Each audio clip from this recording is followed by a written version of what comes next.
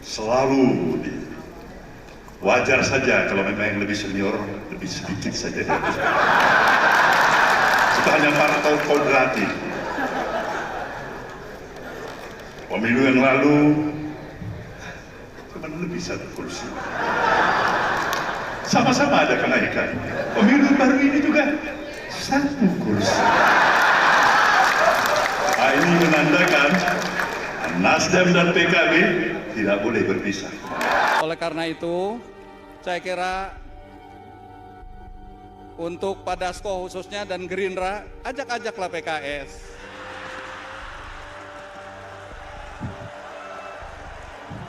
Jangan coba sekedar ngajak Nasdem dan PKB. PKS ditinggalkan sendirian. Surya Paloh bilang jangan tinggalkan, harus terus bersatu, ya kan?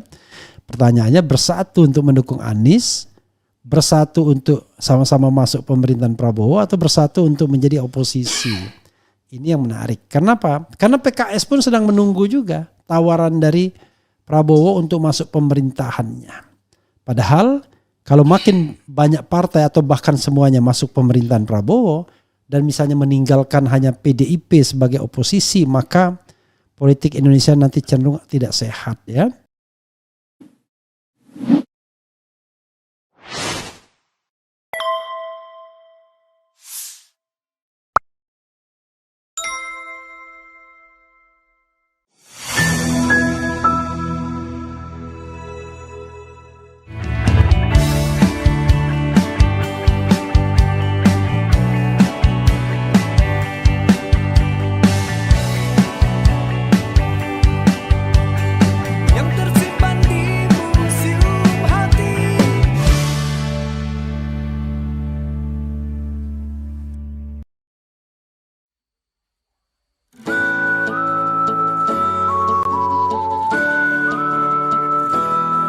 Sobat RH sekalian, jumpa lagi kita di channel yang keren ini, Keren Cadas.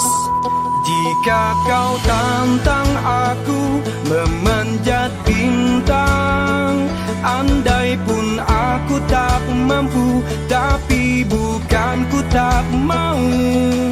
1000 jalan takkan pernah buntu buat jiwaku yang teguh.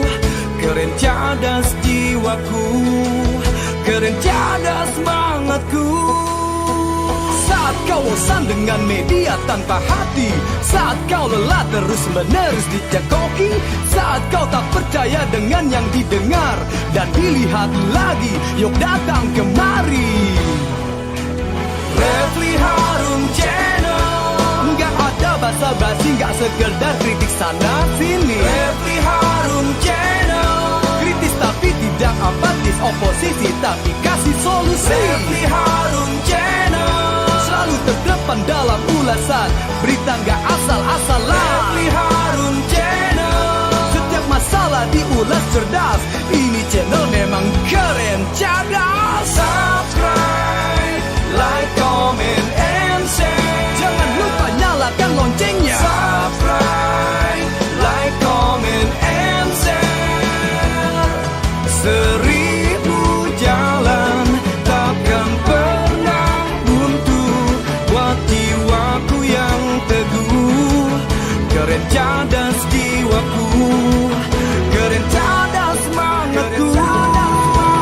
Refli Harun Channel, gak ada basa-basi, gak sekedar kritik sana sini. Refli Harun Channel, kritis tapi tidak apatis, oposisi tapi kasih solusi. Refli Harun Channel, selalu terdepan dalam ulasan, berita gak asal-asalan. Refli Harun Channel, setiap masalah diulas cerdas, ini channel memang keren cadas. Subscribe, like, comment, and share. Jangan lupa nyalakan loncengnya. Subscribe, like, comment, and share. Keren cadas jiwaku. Subscribe, like, comment, and share.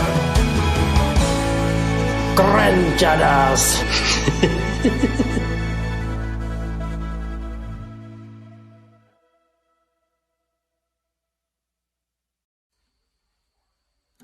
berbagai cara dilakukan untuk melakukan penggusuran. Nah, yang menariknya kan begini, kenapa harga tanah langsung anjlok semua di sana, di 9 kecamatan? Karena ada kebijakan bahwa tidak boleh ada jual beli tanah lagi sejak ditetapkan PIK 2. Boleh dong menganalisis kita gini ya, Bang Refli. Ini kan tanda kutip pelaku yang reklamasi, yang mau investasi di IKN, dan PIK 2 dan BSD kan sama kan, Pak pengusahanya, ya kan? Saya boleh dong menganalisis bahwa setelah gagal di reklamasi, dijanjikan di ibu kota IKN, ternyata song juga, maka dibayarlah ke PIK 2 dan BSD. Jadi menurut saya ada 3 hal. Satu, bahwa ini menurut saya rawan terhadap keamanan nasional, rawan terhadap, bisa menjadi rawan terhadap SARA karena hanya etnis tertentu yang tinggal di sana.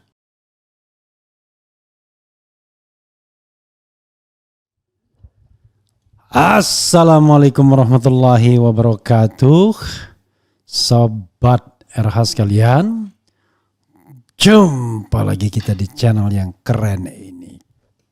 Keren cadas. Ya, saudara sekalian, saya baru ada tamu tadi ya. Kita merekam percakapan menarik dengan Habil Marati. Jadi Habil Marati ini adalah salah seorang pengusaha yang pernah menjadi bukan backbone ya. Yang jelas 2009 membantu Prabowo ya. Karena dia dari P3, 2014, 2019 Prabowo, dan 2024 Anies Baswedan. Ketika dia Anies Baswedan, justru Prabowo menang ya. Makanya saya ledekin juga ya. Tetapi ya itulah namanya manusia ya. Dia sendiri tetap mendukung Anies untuk pilkada Jakarta, dia tetap dukung Anies. Nah ini berita hari ini banyak yang menarik. Salah satunya adalah berita yang di Res Surya Paloh yang mengatakan bahwa yang namanya PKB dan Nasdem tidak boleh berpisah. Nah, tidak boleh berpisahnya itu terkait dengan sama-sama gabung pemerintahan Prabowo atau sama-sama dukung Anies atau dua-duanya. Tapi kalau dua-duanya apakah mungkin ya gabung sama pemerintahan Prabowo tapi juga dukung Anies? Why not ya?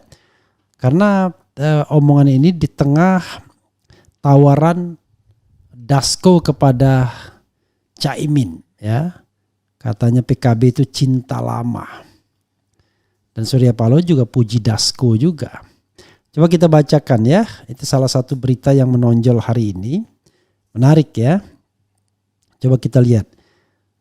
Jakarta, CNN Indonesia, Ketua Umum Nasdem Surya Paloh menyebut partainya dengan PKB selalu memiliki perolehan kursi yang tidak jauh berbeda berdasarkan hasil pemilu 2019 dan 2024. Surya menyebut Nasdem selalu mengungguli perolehan kursi PKB di parlemen meski sangat tipis. Surya berkelakar hal tersebut wajar karena Nasdem dipimpin oleh dirinya yang lebih senior dari Ketum PKB Mohaimin Iskandar (Caimin).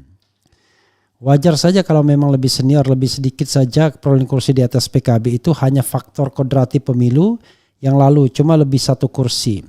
Sama-sama ada kenaikan, pemilu yang baru ini juga berbeda 1 kursi, kata Surya dalam testimoninya di Puncak Harla PKB yang ke-26. Melihat hal itu, Surya menilai perolehan kursi yang selalu berbeda tipis itu menjadi sinyal bahwa PKB dan Nasdem harus selalu beriringan. Nah, ini menandakan Nasdem dan PKB tidak boleh berpisah kemanapun juga, ujar dia. Di sisi lain, Surya mengaku terus mengamati perjalanan politik Caimin. Ia pun memuji karir politik Caimin yang disebut terus berkembang secara signifikan. Gus Mohaimin sudah jauh melangkahi kemajuan apa yang saya capai, tutur Surya. Surya puji Paloh juga puji Dasko ya. Surya menilai posisi kursi duduk. Dalam sambutannya Surya memuji Ketua Harian Gerindra Sufmi Dasko Ahmad yang turut datang di lokasi dan duduk bersebelahan dengan Caimin. Surya menilai posisi kursi duduk tersebut menandakan Dasko adalah tokoh politik yang luar biasa. Bahkan Surya menyebut Dasko adalah politikus yang akan bersinar di masa depan. khusus untuk Bung Dasko ini saya perlu menyatakan di tempat ini, inilah tokoh the rising star kita, kata Surya. Lebih lanjut, Surya berharap komunikasi politik antara tokoh di Indonesia di masa depan dapat berlangsung secara fleksibel ya. Tapi fleksibel dengan nilai dong. Jangan hanya fleksibel saja. Halal haram hantam ya. Ia menegaskan komunikasi politik di Indonesia tidak boleh dilakukan atas dasar keinginan atau ego individu yang tak ingin menemukan jalan tengah. Nah, itu susahnya. Ya. Diskusi musyawarah jalan tengah hanya bisa dilakukan di antara orang-orang yang punya komitmen untuk baik dan bersih. Tapi kalau sama koruptor ya nggak bisa lah. Indonesia membutuhkan betapa pentingnya komunikasi politik. Ini harus berjalan secara cair, tidak kaku dan tidak mau menang sendiri. Indonesia membutuhkan ini, jelas dia. Jadi sahabat era sekalian, PKB bersama-sama dengan Nasdem. Ini maknanya apa ya? Maknanya Nasdem tidak mau ditinggalkan PKB yang akan ditarik pemerintahan. Jadi sobat era sekalian, secara teoritis sebenarnya Gerindra dan Prabowo hanya membutuhkan satu partai politik saja untuk bergabung dengan pemerintahan. Karena mereka sekarang masih kalah ya. Mereka masih 48-49%, kalah dengan 4 partai ini kalau gabung jadi satu. PDIP, Nasdem, PKB dan PKS. Jadi 4 lawan 4 seimbang ya.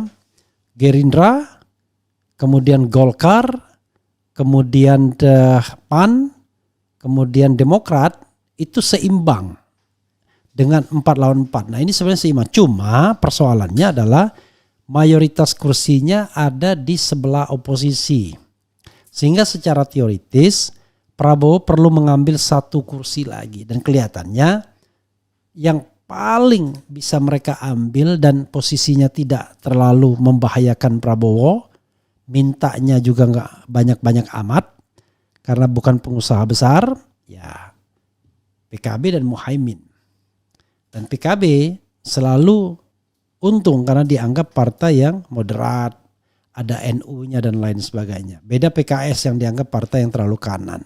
Sementara Nasdem partai yang ada pembesarnya, orang besarnya seperti Surya Paloh. PDIP, apalagi ada Megawati. Jadi kalau misalnya mau diambil, maka PKB lah kandidat kuatnya.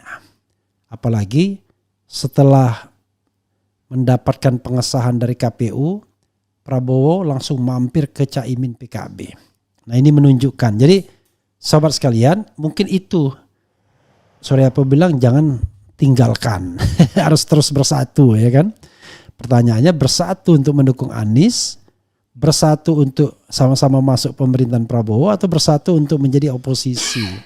Ini yang menarik. Kenapa? Karena PKS pun sedang menunggu juga tawaran dari Prabowo untuk masuk pemerintahannya. Padahal kalau makin banyak partai atau bahkan semuanya masuk pemerintahan Prabowo dan misalnya meninggalkan hanya PDIP sebagai oposisi, maka politik Indonesia nanti cenderung tidak sehat ya. Begitu saudara sekalian. Ini juga ada Caimin nego PKS juga diajak kabinet Prabowo.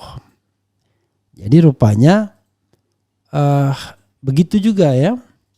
Partai Kebangkitan Bangsa ditawari untuk bergabung di kabinet pemerintahan mendatang yang akan dipimpin Presiden dan Wakil Presiden terpilih Prabowo Subianto dan Gibran Raka Buming Raka.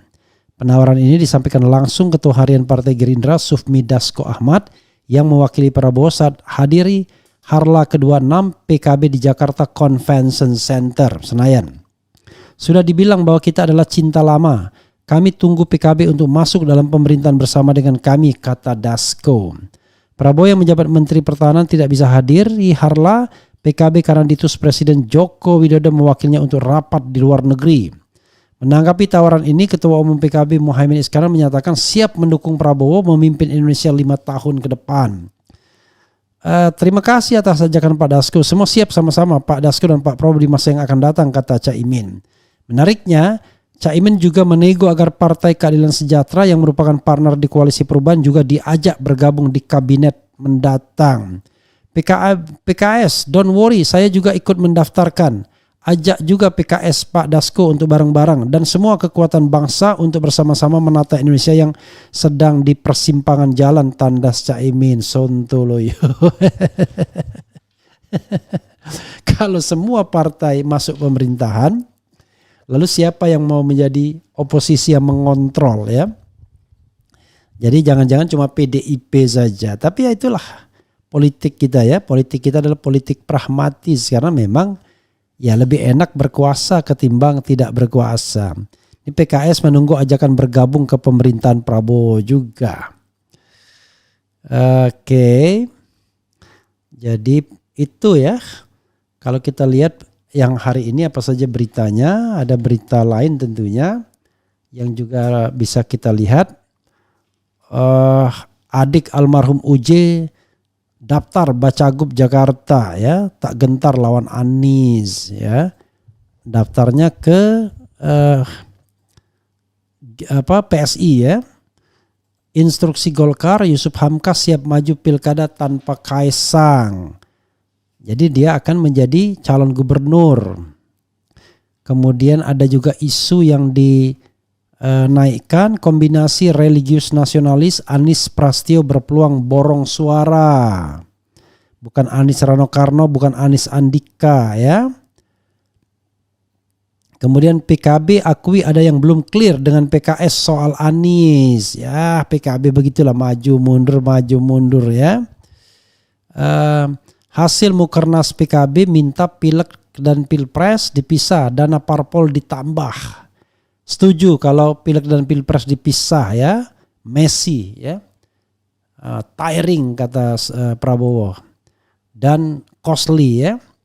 PKB batal sodorkan Ida Fauzia dampingi Anies karena Idanya nggak mau, tapi akan ada yang lain. Jadi belum legowo untuk Sohibul. Ridwan Kamil beri selamat ke Anies dapat dukungan di Pilkada Jakarta. Sanjungan Hasto PDIP ke Anies pernah jadi rival tapi sekarang teman berdialog katanya. Luar biasa ya.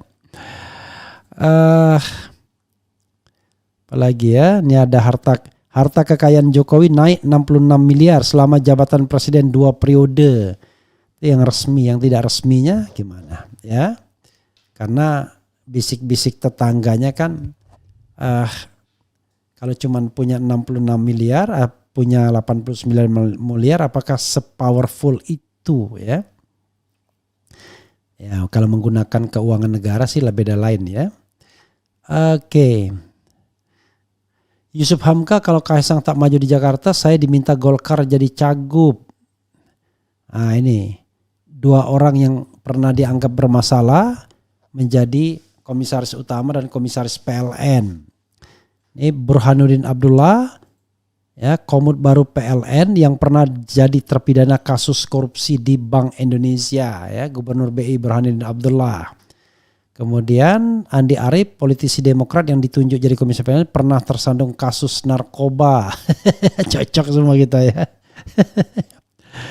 Istana siapkan sidang kabinet perdana di IKN ya. Kemudian jadi Ridwan Kamil dan Golkar memilih jalan realistis, fokus pada Jawa Barat. Anies terlalu tangguh untuk dilawan. Ini. Kemudian diperiksa lagi politikus PDIP ya. Kemudian beberapa tokoh lolos administrasi ya. Sudirman Said lolos seleksi Capim KPK. Semoga proses berikutnya transparan. 236 orang lolos seleksi administrasi Capim KPK. Ada Johan Budi dan Sudirman Said. Dan kita mengucapkan belasungkawa yang sebesar-besarnya dengan meninggalnya Hamzahas ya, Wakil Presiden Republik Indonesia yang mendampingi Megawati Soekarno Putri. Innalillahi wa inna ilaihi rajiun ya. Ada juga berita Prabowo dikabarkan mau membuang Gibran ke IKN. Anies Prasetyo kombinasi paling baik ketimbang Anies Sohibul dan lain sebagainya. KPK geledah rumah anggota DPR PDIP terkait bansos COVID-19 Herman Heri ya. Kemudian Ahmad Saiku minta Prabowo dan Gerindra legowo agar Jakarta jadi jatah PKS. Oke. Kemudian PKS menunggu ajakan bergabung ke pemerintahan Prabowo ya. Luar biasa. Coba kita lihat ya, Anies Prasetyo ini kombinasi yang paling baik coba ya. Apakah Anda setuju ya? Duet Anies Baswedan Prasetyo Edi Marsudi merupakan kombinasi paling ideal untuk memimpin Jakarta lewat Pilkada 2024. Pasalnya Anies Prasetyo bisa saling melengkapi baik dari segi partai maupun tugas di pemerintahan. Sementara jika Anies dipasangkan dengan Sohibul Iman atau bersama kader PKS tidak mencerminkan heterogenitas Jakarta. Sama-sama identik dengan Islam, memang bersama Mas Pras dari PDIP ini komunikasi paling baik. Dua kutub mainstream bersama di Jakarta dengan pluralisme Jakarta dan heterogenitasnya, kata Dekan Fakultas Administrasi Negara Universitas Krishna Dipayana Unkris Reza Haryadi. Selain itu kata Reza, PKB, PDIP dan Nasdem sebagai komunikasi politik yang baik untuk di Jakarta. Alasannya pasangan dengan Prasetyo cukup beralasan karena sebagai kader PDIP juga ketua DPRD DKI Jakarta 2 periode. Tentu kata dia ini menjadi modal utama membangun Jakarta ke depan. Di sisi lain Anies dan Prasetyo pernah bekerja bersama di Pemprov DKI Jakarta.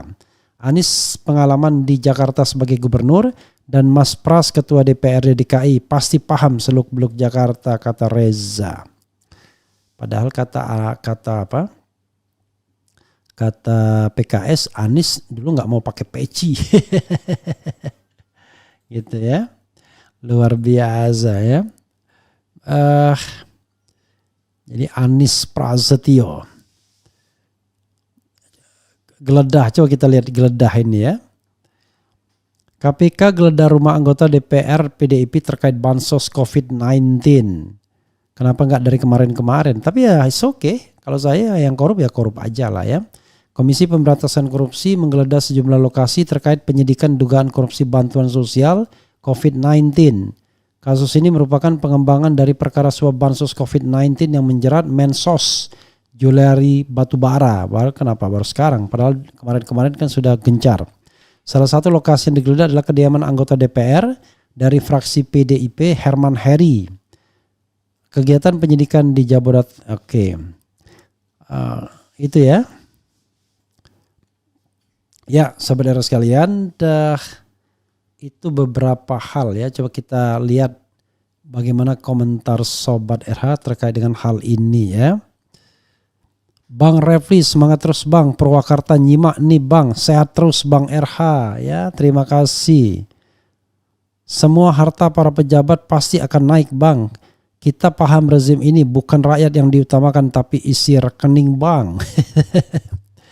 Kemudian coba kita lihat di sini ya. Bang minta buku Bang. Ya oke lah kalau Anda mampir ke sini ya. Masa saya harus Anda mungkin WA saya pribadi. Ada orang yang dungu yang comel di ruangan ini, keren, cadas, semakin cerdas. Biasa tidur jam berapa Bang? Habis subuh. Sometimes habis subuh ya. Jadi saya tidak terlalu memikirkan itu ya. Buka terus suara Bang demi kebenaran negeri ini ya. Makin hari makin tumbuh berkembang peliharaan si kiwi ya. Belum ada yang bagus sekarang calon gubernur DKI loh, Anies ya.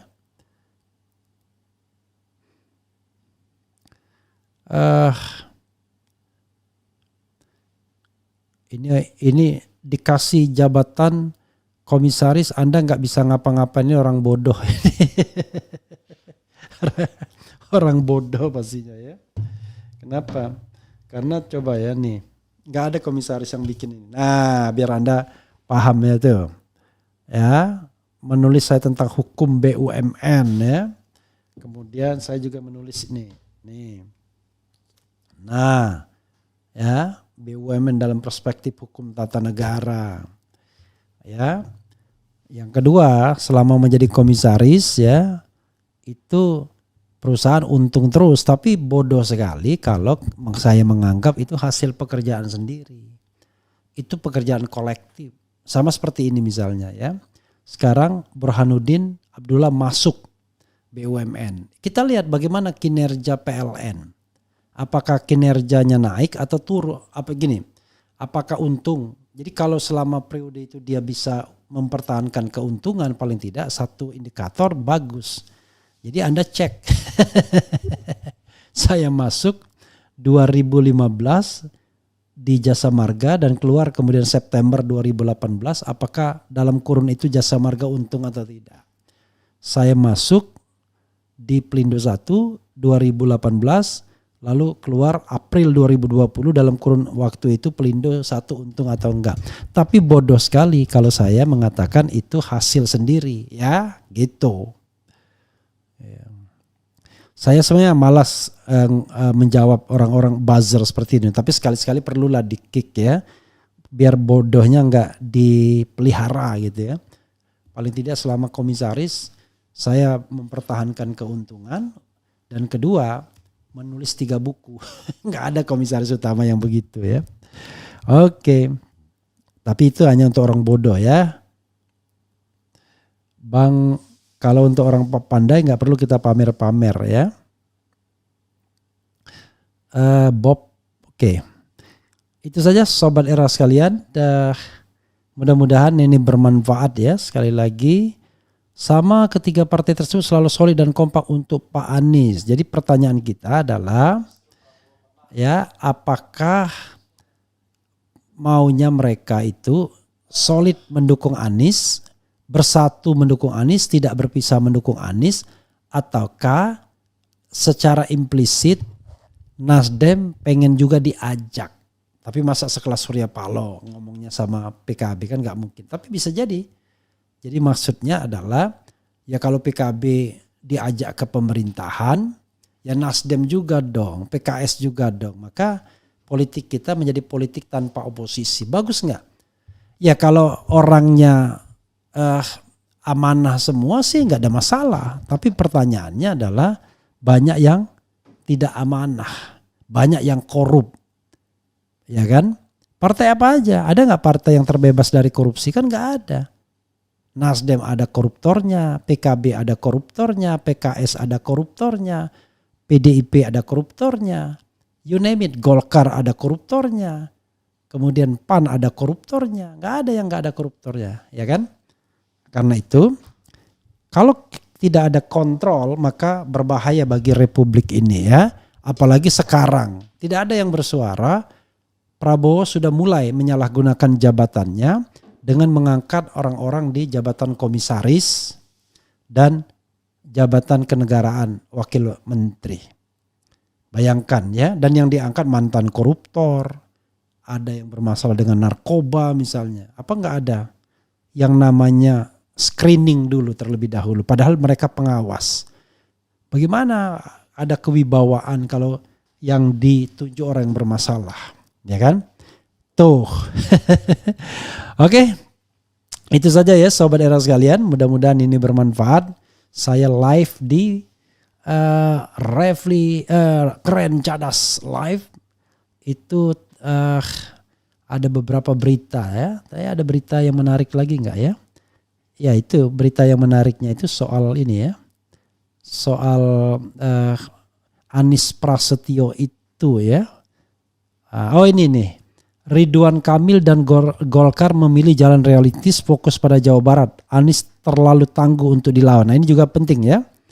Kita bacakan sedikit ya. Sedikit lagi Sobat Era sekalian. Ridwan Kamil dan Golkar memilih jalan realistis fokus pada Jawa Barat. Anies terlalu tangguh untuk dilawan. Jakarta Munira News. Ridwan Kamil dan Golkar memutuskan untuk mengambil langkah realistis dengan memfokuskan Ridwan Kamil maju di Jawa Barat daripada di Jakarta. Anies Baswedan terlalu kuat di Jakarta sebagai incumbent yang memiliki basis pendukung fanatik dan solid sejak Pilgub 2017. Sementara itu di Jawa Barat Ridwan Kamil sebagai incumbent memiliki peluang yang lebih besar untuk meraih kemenangan daripada harus bersusah payah di Jakarta. Bujuk rayu dari Jokowi, Gerindra dan PAN kepada Ridwan Kamil untuk melawan Anies di Jakarta ternyata tidak berhasil. Deddy Mulyadi dan Bima Arya yang disiapkan Gerindra dan PAN untuk maju di Jawa Barat pun mengalami situasi sulit setelah Ridwan Kamil memutuskan untuk kembali bertarung di Jawa Barat. Ini akal bulus. Gerindra sama PAN bikin akal bulus ya. Anies Baswedan terlalu tangguh untuk dilawan. Kelas Anies adalah kelas capres.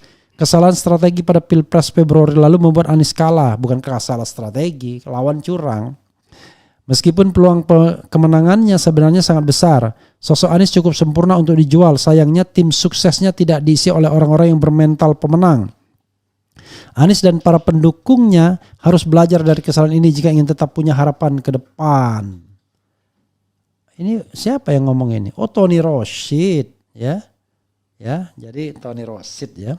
Padahal Tony Rosid juga tim sukses juga ya. Oke.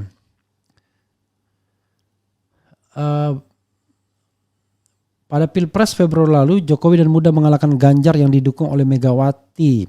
Berbeda dengan Pilpres yang wilayahnya sangat luas hingga ke daerah terpencil, Pilgub lebih mudah dipantau dan dikontrol. Anies dengan tim sukses solid dari PKS dan partai pengusung lainnya, serta para pendukung militannya akan dengan mudah menjangkau semua wilayah hingga ke setiap TPS. Di sini kecurangan dan keculasan yang biasa dilakukan oleh penguasa akan menemukan kesulitan. Inilah pertimbangan yang mungkin membuat Ridwan Kamil dan Kaisang berhitung matang sebelum melawan Anies di Jakarta. Hingga saat ini Anies belum menemukan lawan tanding yang setara di Pilgub Jakarta kecuali jika Jokowi mau turun kelas dan nyagup di Jakarta untuk melawan Anies. Luar biasa. Ini baru seimbang dan pasti sangat seru. Namun apakah aturan membolehkan seorang presiden 2 periode nyagup? Itu masih menjadi tanda tanya besar. Ya. Dan menurut saya ya kalaupun Jokowi nyalon ya orang sudah nggak suka lagi. Kan udah terlalu ya. Kemarin itu kan kalau tidak ada paksaan, tidak ada bansos, orang juga nggak mau ya. Oke, itu saja saudara sekalian ya. Mudah-mudahan bermanfaat ya. Bang Refli teruslah konsisten menyuarakan kebenaran, insya Allah ya. Bang, sapa saya dong dari Pulau 300T ya, pasti Bangka Belitung ya. Bang Refli bisa nggak bagi bukunya, teruslah kritis ya, bisa lah ya. Nanti saya hubungin saja ya, atau main ke sini ya. Itu saja sobat era sekalian. Wassalamualaikum warahmatullahi wabarakatuh. Ciao.